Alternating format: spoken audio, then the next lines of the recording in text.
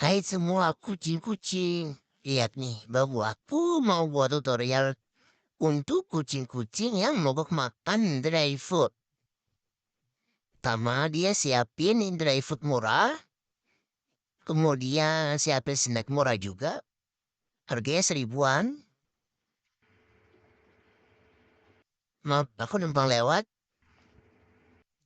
Terus dicampur-campur deh. Sampai rata. Nih lihat. Ya kan, tuh sampai habis banget sama bawahku. Terus diaduk-aduk, diaduk-aduk, diaduk-aduk, diaduk-aduk sampai rata. Hmm, emang sih sedikit menggiurkan.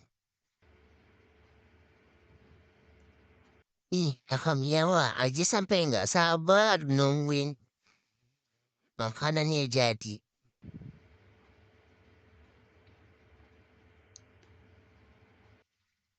Udah rata nih, kalau sudah mulai rata kayak gini, ini nanti sama bapakku dibagi jadi dua.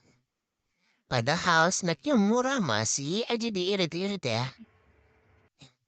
Tuh kakak Miwa nggak sabar banget.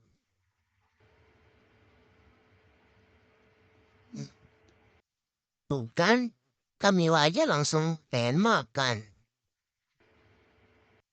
Tapi tak apalah, aku makan juga walaupun snack murah tapi lumayan menggiurkan.